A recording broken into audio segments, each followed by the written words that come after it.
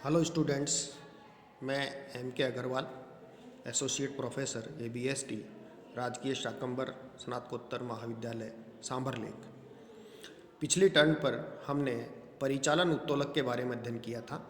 आज हम उस उत्तोलक का दूसरा भाग वित्तीय उत्तोलक के बारे में अध्ययन करेंगे। तो जैसा आपको बताया था कि उत्तोलक किसी संस्था में स्थायी लागतों के कारण उत्पन्न होता है।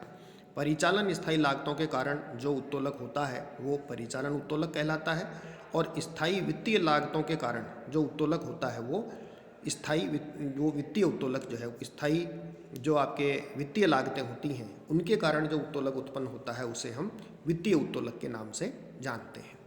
अब ये जो वित्तीय उत्तोलक है ये किस प्रकार से इस संस्था के अंतर्गत होता है, तो जिस संस्था में पूंजी संरचना में एक संस्था की, देखिए, पूंजी संरचना में स्वामियों की पूंजी के साथ साथ स्थायी भार वाले कोषों का या ऋण कोषों का उपयोग होगा, तभी वित्तीय उत्तोलक होगा। स्थायी कोषों का भार का मतलब क्या हुआ कि यदि आपने ऋण कोष उपयोग किए, डिवेंचर कैपिटल आपने उपयोग की है, दीर्घकालीन ऋण आपने लिया है, तो संस्था को ब्याज देना पड़ेगा क्योंकि ये अनसिक्योर्ड होते हैं, और ब्याज का भार संस्था पर स्थायी भार होता है। तो इसलिए यदि संस्था ऋण पूंजी का उपयोग लेके व्यापार करती है तो संस्था में आवश्यक रूप से वित्तीय उत्तोलक होगा। एक प्रकार से ये बात आपको पहले भी बताई थी जब हमने समतापर व्यापार का जिक्र किया था। तो समतापर व्यापार की स्थिति भी वही है कि ऋण पूंजी का उपयोग लेके यदि कोई संस्था व्यापार करती है तो इसका मतलब वो संस्था समतापर व्यापार कर रही है। तो वही बात यहाँ आती है। तो ये जो स्थायी वित्तीय व्यय है ये इनमें परिवर्तन, परिचालन के जो लाभ होते हैं इनके साथ साथ परिवर्तन नहीं होते, यानी लाभों में जितनी वृद्धि होती है उसके हिसाब से इनमें स्थायी लागतों पर, स्थायी वित्तीय लागतों में वृद्धि नहीं होती। ये आनुपातिक रूप से इसमें परिवर्तन जो है वो होता है, और इसका प्रभाव होगा EPS पर, अर्निंग्स पर शेयर पर, अंशधारियों के प्रति अंश अर्जन पर ऐसा प्रभाव होगा। तो एक प्रकार से हम ये कह सकते हैं, जैसे परिचालन उत्तोलक में हमने क्या पढ़ा था कि बिक्री में जो प्रतिशत परिवर्तन होता है उसके हिसाब से लाभों में प्रतिशत परिवर्तन होता है। तो वहाँ पर बिक्री और लाभों में परिवर्तन का हमने देखा। यहाँ वित्तीय उत्तोलक जो होता है इसमें दो चीज़ें होती हैं, एक तो EBIT और एक EPS, earning before interest and tax, और दूसरा आपके EPS, अर्निंग पर शेयर। इनके अंतर्गत परिवर्तन का प्रभाव इसके अंदर पड़ता है। तो हम ये कह सकते हैं कि वित्तीय उत्तोलक जो है वो स्थायी वित्तीय व्ययों के उपयोग से संस्था के प्रति अंश अर्जनों पर परिचालन लाभों में परिवर्तन के प्रभाव को आवर्धित करने की योग्यता के रूप में हम इसको परिभाषित कर सकते हैं।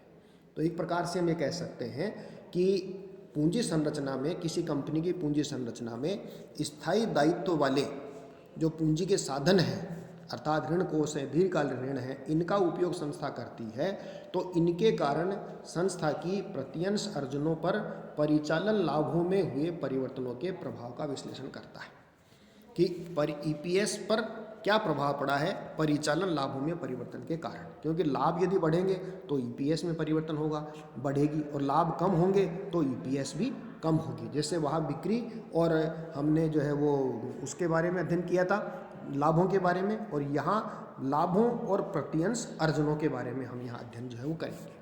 तो एक प्रकार से ये कह सकते हैं कि ऋण पूंजी के उपयोग द्वारा हम हर संस्था ये प्रयास करती है कि समता पूंजी पर प्रत्याय जो है वो बढ़ जाए, इसलिए इसको समतापर व्यापार की श्रेणी में भी इसको रखा जाता है। तो समतापर व्यापार या वित्तीय उत्तोलक एक प्रकार से समान शब्द जो है वो माने जाते हैं। अब इसका प्रभाव क्या होता है, तो इसका प्रभाव जैसा अभी आपको बताया कि अंशधारियों की आय पर इसका प्रभाव जो है वो होगा कि यदि स्थिर भार वाली प्रतिभूतियों का उपयोग आप करेंगे, संस्था पर स्थिर ब्याज होगा, तो इसके कारण EPS ज़्यादा होगी, और EPS ज़्यादा होगी तो वो अनुकूल वित्तीय उत्तोलक कहलाएगा, और यदि EPS कम होती है तो वो प्रतिकूल वित्तीय उत्तोलक की श्रेणी के अंतर्गत जो है वो आएगा। तो अनुकूल वित्तीय उत्तोलक कब होगा, जब संस्था ने यदि कोई पैसा ऋण पे लिया है। ये एक साधारण सी बात एक सभी आदमी जानते हैं, यदि कोई व्यापारी व्यापार करता है और वो 10% ब्याज पर किसी से पैसा उधार लेता है, चाहे बैंक से लो, चाहे किसी अपने मित्र से लो, या किसी संस्था से लो, किसी से भी लो, 10% ब्याज पे यदि उसने पैसा लिया और यदि उससे वो 15% नहीं कमाएगा, यानी 10 से ज़्यादा कमाएगा, तभी उसके लिए वो अनुकूल रहेगा। यदि वो 10 से कम कमाएगा तो उसके लिए वो प्रतिकूल हो जाएगा। तो यही बात यहाँ लागू होती है कि जो नॉर्म सामान्य जो प्रत्याय की दर है वो ऋण पूंजी की लागत से ज़्यादा होनी चाहिए। यदि ज़्यादा है तब तो ये अनुकूल वित्तीय उत्तोलक होगा और कम है तो वो प्रतिकूल वित्तीय उत्तोलक इस श्रेणी के अंतर्गत आएगा। तो वित्तीय उत्तोलक एक प्रकार से हम कह सकते हैं दुधारी तलवार है, इसका उपयोग करना आपको आना चाहिए। यदि आप इस पैसे से ज़्यादा कमाएंगे तब तो आपके लिए फ़ायदेमंद है, और यदि इससे आपने कम कमाया तो आपकी ये अंशधारियों की आय में कमी भी ला सकता है। अब इसका प्रतिशत परिवर्तन की हम बात करें तो जैसे वहाँ परिचालन उत्तोलक में देखा था वैसे ही यहाँ भी हमको देखना पड़ेगा। जैसे EBIT में यदि मान लीजिए 10% की वृद्धि होती है तो EPS में भी वृद्धि होगी, लेकिन 10% से ज़्यादा होगी। यदि 10% EBIT में वृद्धि होती है तो EPS में 20% होगी, लेकिन यदि कमी होगी EBIT में 10% तो EPS में भी 20% की ही कमी होगी। यानी अनुपात वही रहेगा दोनों का, वृद्धि और कमी का। परसेंटेज अलग हो सकती है लेकिन अनुपात वही रहेगा।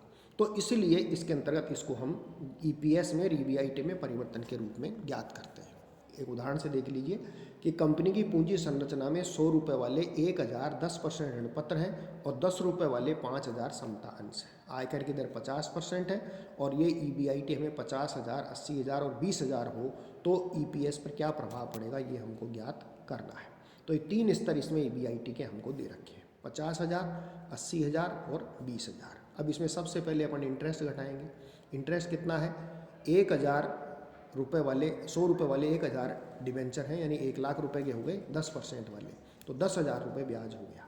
तो तीनों में 10-10 हज़ार रुपये आपकी ब्याज घटाएंगे। तो ये अर्निंग बिफोर टैक्स आ गया 40, 70 और 10। अब इसमें टैक्स घटाएंगे 50%, तो 40,000 का 20%, ये 50%, 20,000, इसका 35 और इसका 5, तो 20, 35 और 5 ये इसके अंतर्गत जो है आपके आ गया ये अर्निंग आफ्टर टैक्स आ गया जो इक्विटी शेयर होल्डर्स के लिए अवेलेबल है। अब अपन इसका EPS निकालेंगे। तो EPS कैसे निकालते हैं, अर्निंग आफ्टर टैक्स में नंबर ऑफ शेयर्स का भाग देके हम निकालते हैं। तो नंबर ऑफ शेयर्स कितने हैं देखिए, 10 रुपये वाले 5,000 समता अंश हैं, तो ये 5,000 समता अंश इसमें दे रखे हैं, तो 5,000 का इसमें भाग देंगे। तो यहाँ आपने 20,000 में 5,000 का भाग देंगे तो 4 रुपये आ गया, 35,000 में 5,000 का भाग देंगे तो ये 7 रुपये आ गया, 5,000 में 5,000 का भाग देंगे तो 1 रुपया EPS आ गया। तो EPS 4, 7 और 1 हो गया। अब इसमें प्रतिशत परिवर्तन निकालो आप। तो EBIT में प्रतिशत परिवर्तन हम निकालेंगे तो EBIT 50 से 80 हो गया, यानी 30,000 रुपये बढ़ गया। तो क्या होगा, 30,000 बटा 50,000 गुणा 100, तो ये हो गया आपके 60% बढ़ गया। इसमें 50,000 से 20,000 30,000 रुपये कम हो गया। तो कम होने का मतलब 30 बटा 50 वही 60% यहाँ कम हो गया। इसी तरह EPS में परिवर्तन, EPS क्या हुआ, 4 से बढ़ करके 7 हो गया, यानी 3 बढ़ गया, कितने बढ़ा, 4 पे, तो 3 बटा 4 तो 75% हो गया। और यहाँ 4 से घट करके 1 हो गया, यहाँ 3 कम हो गया, तो वही 75% यहाँ कम हो गया। तो देखिए जैसा अभी आपको मैंने बताया था कि EBIT में जितना प्रतिशत परिवर्तन होगा उससे ज़्यादा प्रतिशत परिवर्तन जो है वो EPS में होगा, लेकिन अनुपात समान होगा वृद्धि कमी का। जैसे यहाँ 60% EBIT बढ़ा तो EPS 75% बढ़ा, यहाँ 60% EBIT कम हुआ तो EPS भी 75% कम हो गया। तो ये अनुपात दोनों का बराबर रहेगा, लेकिन वृद्धि कमी दोनों में वृद्धि होगी तो वो भी बढ़ेगा और कमी होगी तो EPS भी कम होगा। इस प्रकार से अब इसी के अंतर्गत एक और हम निकालते हैं, जैसे उसमें परिचालन उत्तोलक की मात्रा निकाली थी वैसे यहाँ पर वित्तीय उत्तोलक की गणना हम करेंगे, पहले सूत्र से फिर मात्रा की गणना करेंगे। तो इसका फॉर्मूला है और फाइनेंशियल लीवरेज का EBIT upon EBT, EBIT upon EBT। तो EBIT अपॉन EBIT का EBT का मतलब क्या हुआ, EBIT में से आई इंटरेस्ट और घटा दीजिए तो वो आपके इसके अंतर्गत आ जाएगा। तो जैसे ऊपर वाले में निकाला 50,000 बटा 40,000, जैसे इसमें ये था, ये 50,000 था और 10,000 इंटरेस्ट घटा दिया तो 40,000 EBT हो गया। तो 50,000 बटा 40,000 ये 1.25 हो गया। तो यह अनुकूल वित्तीय उत्तोलक एक प्रकार से इसको हम कह सकते हैं। अब इसमें एक बात ध्यान रखने की, यदि मान लीजिए किसी कंपनी की पूंजी संरचना में अधिमान अंश पूंजी भी हो तो हम यहाँ किस प्रकार से लेंगे। तो अधिमान अंश पूंजी होने पर अधिमान अंश लाभांश का कंपनी पर लागू आयकर की दर से निम्न सूत्र से सकल बनाकर ब्याज व कर से पूर्व के लाभों में घटाया जाएगा। क्यों कि जो अधिमान अंशों को जो लाभांश दिया जाता है वो टैक्स घटाने के बाद में दिया जाता है, इक्विटी शेयर्स को भी टैक्स घटाने के बाद में दिया जाता है, जबकि EBIT जो हम लेते हैं बिफोर इंटरेस्ट एंड टैक्स वो हमें इसमें टैक्स घटाने से पहले का जो है लेना पड़ता है। तो इसलिए इसमें ये अधिमानंशों पर लाभांश है, तो टैक्स देने के बाद के प्रॉफिट में से दिया गया है। तो यदि टैक्स देने के पहले के लाभों में से दिया जाता तो उसकी राशि कितनी होती, तो निश्चित रूप से वो राशि ज़्यादा होगी, जो इसके अंतर्गत हम इस फॉर्मूले से हम ज्ञात करेंगे। तो इस प्रकार से इसमें ये आपके ये फाइनेंशियल लीवरेज हम ज्ञात करते हैं। अब आता है फाइनेंशियल लीवरेज की इसकी मात्रा, वित्तीय उत्तोलक की मात्रा। तो मात्रा के लिए क्या होगा, यहाँ दो चीज़ें हो गई, ईपीएस में परसेंटेज चेंज और ईबीआईटी में परसेंटेज चेंज। तो इसका degree of financial leverage percentage change in EPS upon percentage change in EBIT, इस आधार पे इसमें हम ज्ञात करेंगे। तो ये ईपीएस और ईबीआईटी में परिवर्तन लेंगे। तो ईपीएस जैसे ऊपर हमने लिया था इस सवाल के अंतर्गत कि ईपीएस में परिवर्तन जो है वो कितना आया था 60%, ईपीएस में 75% था और ईबीआईटी में था 60%। तो ये आप इसमें यहाँ ले सकते हैं सूत्र के अंतर्गत कि percentage change in EBT upon percentage change in EBIT, EPS और EPS percentage change in EPS upon percentage change in EBIT. तो ईपीएस में था 75 और इसमें था 60, तो 75/60 यदि आप करेंगे तो वही 1.2 आ गया, जैसा ये दे रखा है इसमें, percentage change in EPS upon percentage change in EBIT. तो ये परसेंटेज ऊपर निकाल ही ली थी हमने, यहाँ दोबारा निकाल के बता दिया आपको। तो 75/60 तो 1.25 यहाँ डिग्री ऑफ फाइनेंशियल लीवरेज जो है वो ये आ गया। तो इस प्रकार से इसमें डिग्री ऑफ फाइनेंशियल लीवरेज हम ज्ञात कर सकते हैं। तो ये मुख्य रूप से डिग्री ऑफ फाइनेंशियल लीवरेज ज्ञात करने का जो है वो तरीका जो है वो इसके अंतर्गत दिया हुआ है। तो यहाँ भी वही बात है कि लाभों का एक स्तर दिया हुआ है, तब तो आप खाली फाइनेंशियल लीवरेज निकालेंगे। जैसे इसमें दे रखा है लाभ का एक स्तर दे रखा है, तो यहाँ पर केवल फाइनेंशियल लीवरेज निकलेगा।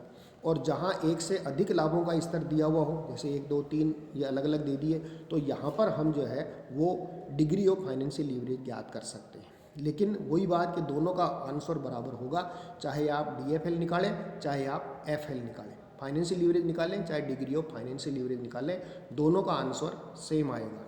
इसलिए ये इसमें एक से अधिक स्तर हों तो हम मात्रा निकालेंगे और एक स्तर हो तो हम खाली फाइनेंशियल लीवरेज निकालेंगे। प्रश्न में यदि लिखा हुआ नहीं है कि उत्तोलक ज्ञात करो, तो आप देख लीजिएगा, खाली उत्तोलक का मतलब हमें एक स्तर पर इसके अंतर्गत हमें ज्ञात करना है।